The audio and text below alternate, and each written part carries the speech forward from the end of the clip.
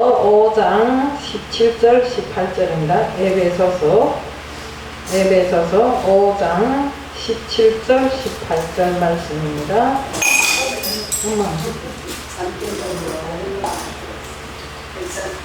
에베소서 5장 17절 18절.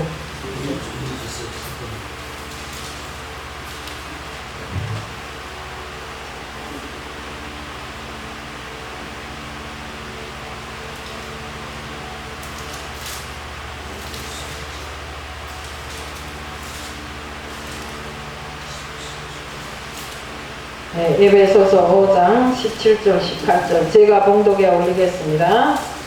그러므로 어리석은 자가 되지 말고 오직 주의 뜻이 무엇인가 이해하라. 술 취하지 말라. 이는 방탕한 것이니 오직 성령이 충만함을 받으라. 아멘. 저는 오늘 세상 술에 취하지 말고 성령으로 충만함을 받으라 하는 제목으로 말씀을 전하려고 나왔습니다. 사랑의 하나님 아버지 감사합니다. 이 험한 세상에서도 정말로 주님을 따르려고 무진애를 쓰는 저희들이지만 때로는 빗나갈 때도 많습니다. 정말 저희들 세상 술에 취해서 비틀거름 하지 않게 하여 주옵시고 오직 하나님이 인도하시는 대로 하나님이 우리에게 주시는 성령 안에서 죄를 이기고 또 날마다 마귀 사탄과 싸워서 승리하는 저희들이 되게 하옵소서. 이 시간도 저희들의 성령이 충만함으로 말씀을 받아들일 줄 믿사오며 예수 그리스도 이름 받들어 감사하며 기도드리옵나이다. 우리가 생명의 탄생을 놓고 보면 아주 신비해요. 우리 그 병아리 까날 때 보세요. 어느 것이 유정란인지 어느 것이 무정란인지 모르지만 사실상 그 병아리가 엄지달기 계란을 품고 20하루만 있으면 이것이 유정란인지 이것이 무정란인지 다 알립니다. 왜요? 유정란에서는 병아리가 깨어나오고 무정란은 썩어서 고랑내가 나옵니다. 이 뜻이 우리가 정말 이 생명의 출현이 신비롭고 그 생명체가 자라는 것을 보면 아주 정말 우리가 신기할 정도인데 이게 어떻게 만들어져서 이렇게 될까? 이렇게 대부분 동물들은 본능을 배우지 않아도 다 알아요. 제가 그 중국에 있을 때 말이 이렇게 새끼를 낳은 거 보면 새끼 나서 한두 시간도 안 되는데 발짝발짝 뛰면서 엄지를 다 쫓아오고 엄지보다 더 빨리 달려다녀요. 이런 것을 놓고 봤을 때 누가 배워줘서 했어요? 아니잖아요. 그래서 세상에 나오자마자 자기 절로 하더라고요.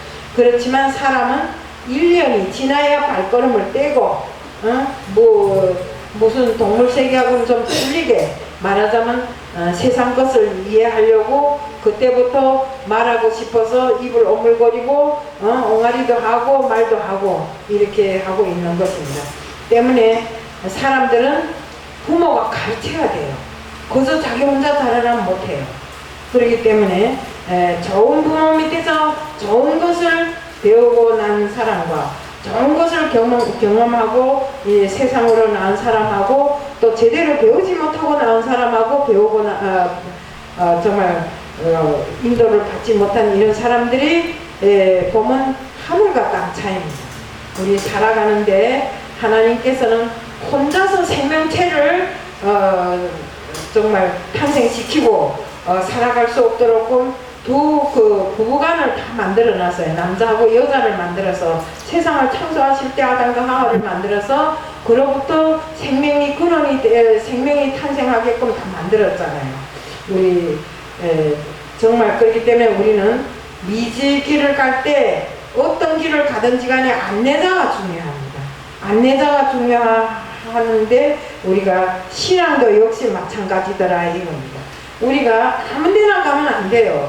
어느 성당에는 신부가 천주교 신부 한 사람이 석가탄신일에 저기 불교 중들이 있는 곳에 갔대요.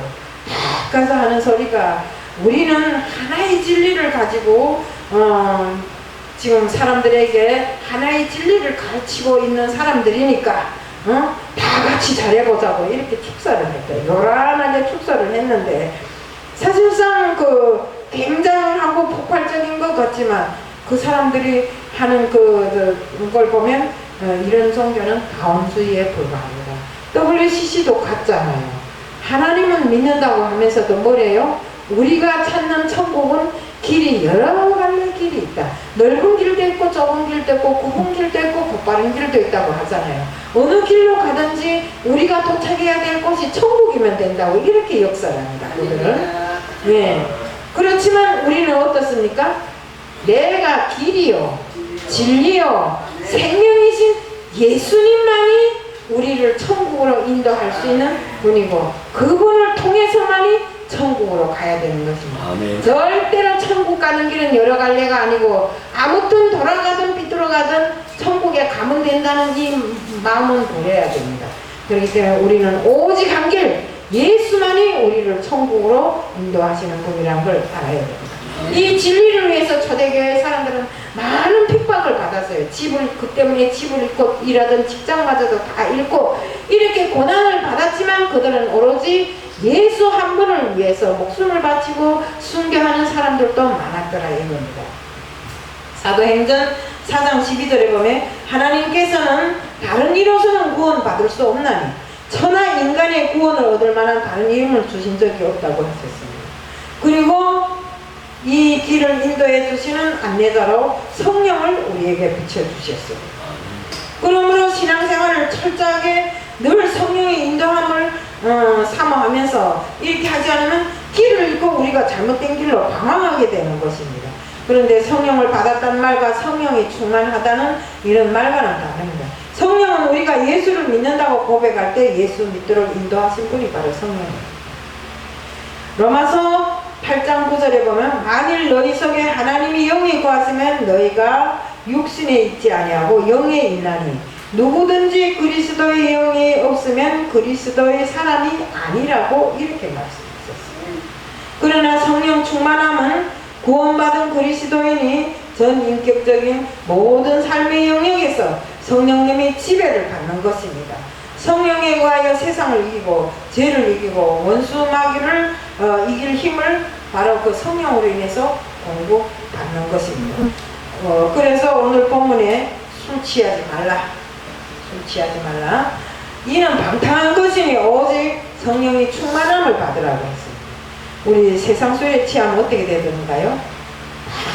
갈 길을 잃고 비틀거름을 치고 정신마저도 다 뺏기고 살잖아요. 그것처럼 우리가 세상 술에 취해서 이런 비틀거름 치면 성령의 인도함으로 인해서 우리가 바른 길을 갈 수가 없는 것입니다. 그래요. 전번날에 우리가 저 마곡이라는 데를 갔어요. 근데 어떤 한 분이 목사님이신데 술을 마시더라고요. 처음에는 맥주 한 병, 그 다음에는 막걸리 한 병, 그 다음에 또 맥주 한 병, 그 다음에 또 막걸리 한 병.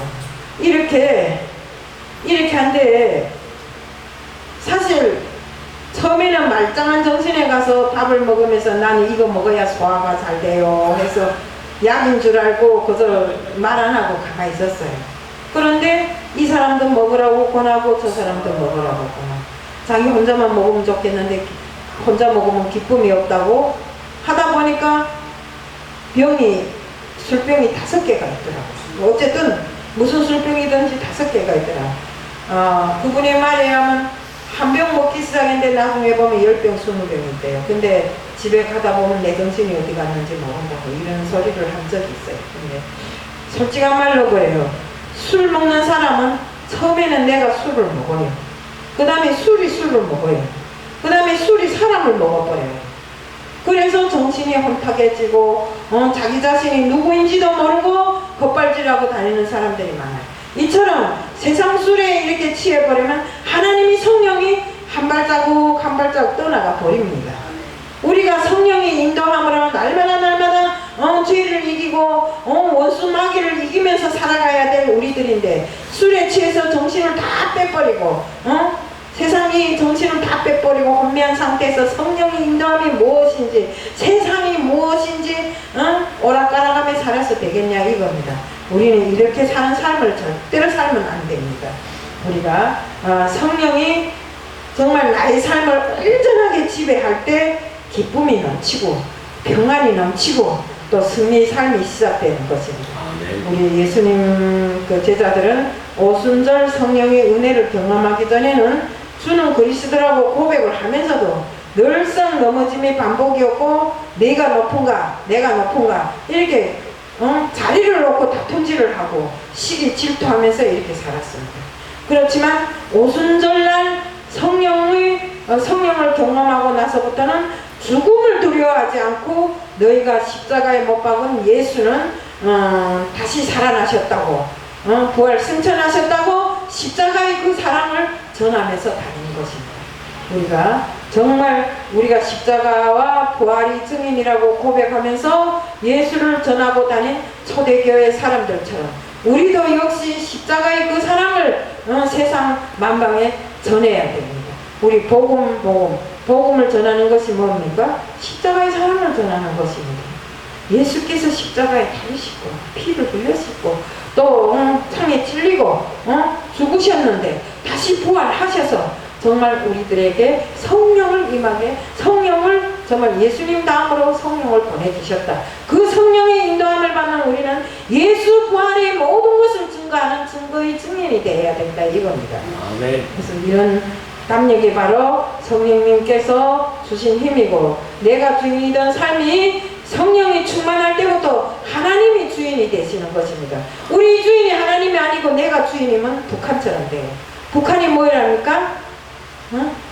내 삶의 주인도 내고 내 삶을 개척하는 힘도 내고 내 운명을 모든 것을 다 결정하는 것도 내라고 합니다. 그럼 내가 결정이 제대로 됐던가요? 북한 보세요. 제대로 결정됐으면 나 같은 사람 여기 오겠어요? 사실 말해서 다 아는 일이지만 저 같은 사람은 여기 올 필요가 없었던 사람이에요. 그렇지만 내가 주인이 되어서 살아가는 삶이 제대로 못 살았기 때문에 여기로 온 것입니다. 하나님이 성령의 인도함을 받았더라면 내가 여기에 오지 않았을 것입니다. 그렇지만 그것이 아니었기 때문에 여기 왔다는 것입니다. 때문에 우리 삶의 순위에서 우선순위는 하나님이어야 된다. 또 그 우선순위가 하나님이고 나는 내 삶의 관리자입니다. 하나님이 인도를 받아서 내 삶을 관리하는 관리자일 뿐입니다. 내가 주인이라고 생각하면 절대로 오산입니다. 우리 마태복음 6장 33절에 보면 너희는 먼저 그의 나라와 의를 구하라. 그리하면 모든 것을 너희에게 더하시리라는 말씀은 한마디로 성령이 충만한 상태를 놓고 말하는 것입니다. 주님께서 하신 말씀 중 의식주가 필요 없다는 말이 아니라 우선순위가 하나님이 돼야 됩니다. 왜? 내 삶의 주인이 하나님이 될 때 내 삶은 정말 성령으로 충만한 삶으로 살아갈 수 있는 것입니다. 어떤 집사님이 아침에 일어나서 눈 뜨자마자 나가서 볼 들고 나가서 축구를 한다고 합니다. 그 축구를 기껏 하고 땀 빼고는 이분은 술 한 잔씩 마시고 이렇게 하고 집에 들어간다고 합니다. 근데 이 사람이 옆 사람에게 물어봤다고 합니다. 내가 술을 마시는 것이 하도 찝찝해서 내 믿는 집사로서 술을 마시는 것이 하도 찝찝해서 물어보는데 술을 마셔도 될까요? 안 될까요? 하니까 그 듣는 사람이 그러더래요. 당신이 주인이 누구신데 당신이 지금 믿는 사람이 누구신데 하더래요. 그러니까 내가 하나님을 믿지 하니까 그러면 당신이 주인이 하나님이니까 하나님한테 물어봐야지 내한테 왜 물어보냐고 그러더래요. 그러니까 그 집사가 하는 소리가 분명히 하나님은 나보고 술 먹지 말라고 할 텐데 그러면 먹지 말아야 될까요? 그러더래요. 그거는 하나님한테 의논해 보세요 하고 끝냈어요. 근데 그 후에 정말 그가 말하는 것이 하나님은 선악간의 모든 문제를 해결해 주시는 분이시고 올바름을 가르치는 분이시기에 내가 술을 먹지 않도록 이렇게 다 인도해 주시더래요. 그래서 자기가 술을 끊어놓으라고 이렇게 이야기를 하시더래요. 오늘 사도 바울은 본문 말씀에 술 취하지 말고 오직 성령의 충만함을 받으라고 이렇게 했습니다. 특히 성령은 특별한 기회가 있으니 그 기회를 놓치지 말고 우리가 성령을 받은 사람이 그 기회를 놓쳐서 하루 이틀 밀리다 보면 성령이 떠나가 버립니다. 우리 생활이 정말 항상 그 기회는 내 앞에 늘상 머물러 있다고 생각하면 안 돼요. 주인은 우리 시간의 주인은 하나님이시고 정말 그 관리자는 우리들인데 하나님이 우리에게 주신 기회와 그 시간을 낭비하면 안 되는 것입니다. 많은 사람들이 돈을 시간보다 더 중하게 생각하는데 돈으로 살 수 없는 것이 바로 시간입니다. 우리가 시간은 한 번 흘러가면 다시 올 수도 다시 붙잡을 수도 없는 것이 시간인 것입니다. 인생 성공의 90%는 시간에 달려있는데 누구에게나 똑같이 이렇게 주어진 시간을 어떻게 활용하고 사용하는가에 따라서 그 사람이 성공 여부가 좌우지된다 이겁니다. 정말 빗방울이 한 방울 두 방울 모여서 내를 이루고 또 강을 이루고 바다를 이루듯이 우리가 정말 시간은 1초 1분 1시간 20시간 이렇게 합쳐서 년을 만들고 정말 우리 그 지나간 그 시간이 정말 다시는 돌아오지 않고 그 시간은 다시 존재할 수가 없어요. 이미 지나갔기 때문에 이 시간의 낭비는 바로 내 생명의 낭비랑 똑같아요. 내 시간이 지나가면 그만큼 내가 늙어지잖아요. 이처럼 우리는 정말 우리에게 존재하고 있는 이 시간을 아주 귀하게 생각하고 정말 하나님이 우리에게 주신 그 기회를 놓치지 말고 꼭 쥐고 하나님이 성령의 인도함을 받아야 하는 것입니다. 정말 나에게 5분이 다른 사람에게 정말 100시간보다 더 중요할 때가 있습니다. 우리는 마귀 사탄은 시간을 집중적으로 공격합니다. 왜? 시간이 그만큼 인간에게 중요하기 때문에 그만큼 기회를 놓치지 않고 필요로 해서 사용하는데 시간이 중요하잖아요. 그렇기 때문에 마귀 사탄은 정말 집중 공격해서 시간을 공격하는 것입니다. 우리가 정말 세월은 절대로 한 곳에 머물러 있지를 않아요. 우리가 그처럼 성령의 시간도 어디에 가서 머물러서 그냥 이렇게 잠시 가지를 않아요. 끝없이 흘러가고 있는 것입니다. 때문에 우리는 세월을 아끼고 시간을 아껴야 되는 것입니다. 우리 전도서 12장 1절에 보면 너희는 청년의 때에 공고한 날이 이르기 전에 나는 아무나게 없다고 할 때가 가깝기 전에 너희 창조주를 기억하라고 이렇게 했어요. 또한 로마서 12장 11절에는 부지런하여 게으르지 말고 열심을 품고 주를 섬기라고 하였습니다.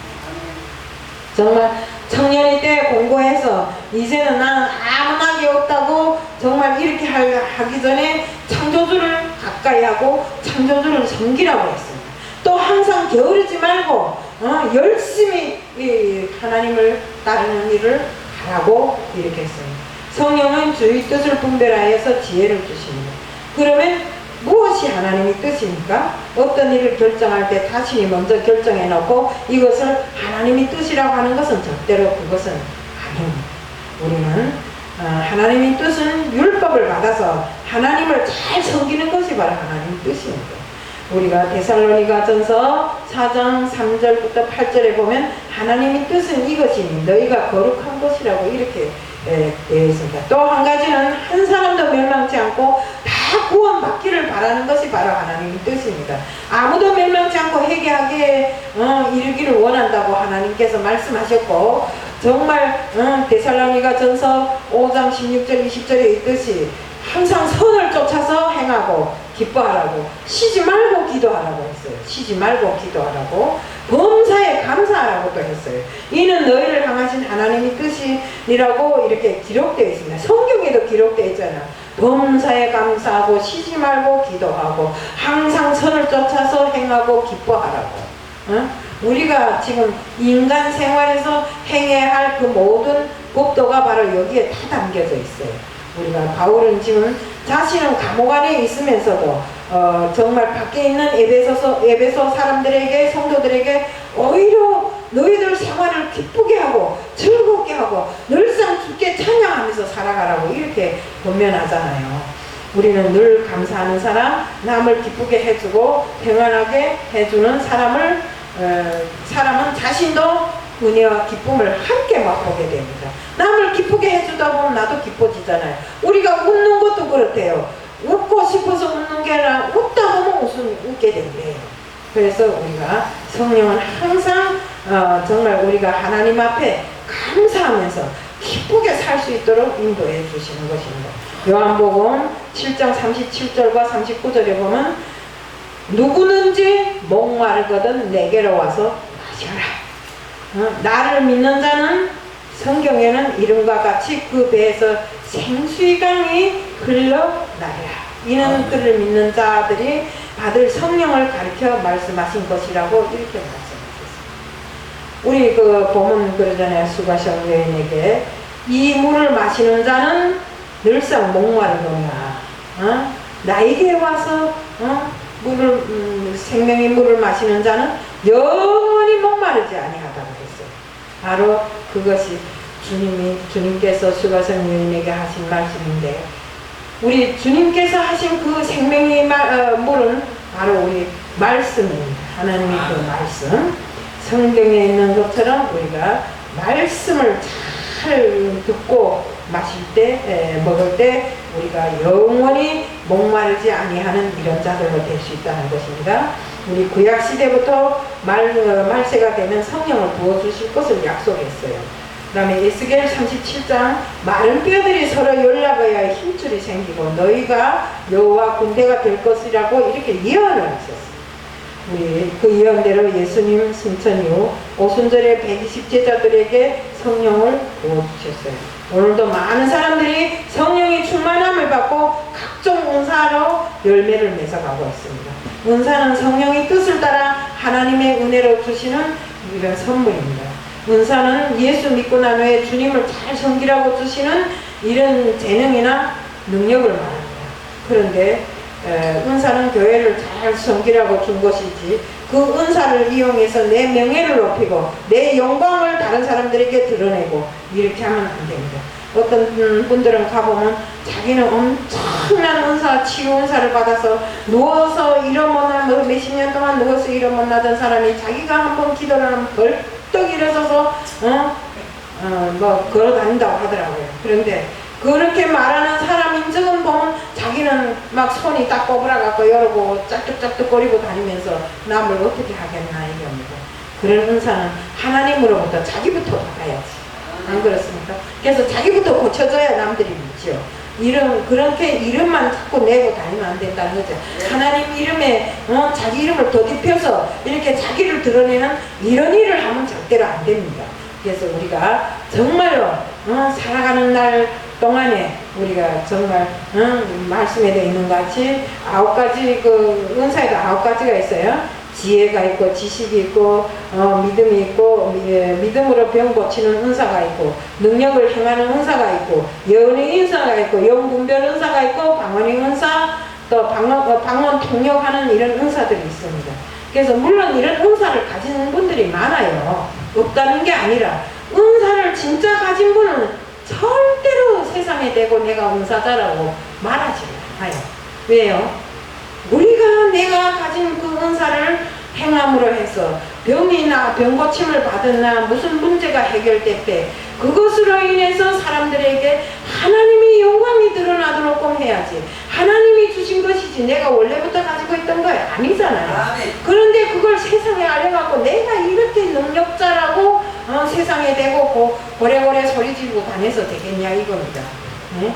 우리 고린도 성령에는 열매에 대해서도 가르쳤어요.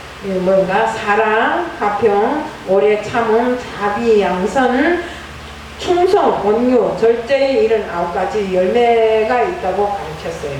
열매는 하루아침에 이루어지는 것이 아니라 그 열매는 씨를 심어서 또 싹이 나서 자라서 갖고 꽃이 피고 열매를 맺는 익을 때까지 정말 많은 시간, 우리가 농사를 지어도 그래요. 씨를 심어서 열매 맺기까지 씨를 심어서 열매 맺기까지 사람의 손이 1000번이 가야 열매가 맺어진다고 합니다. 그것처럼 우리가 하나님 믿고 성령의 충만함으로 그 성령의 열매를 거두자면 바로 이런 노력과 분바람이 없으면 안 된다는 것입니다. 우리는 많은 시간과 많은 정말 저희 모든 것을 다 바쳐서 충분한 영양 공급이 필요할 때까지 성령의 인도함을 받아야 됩니다.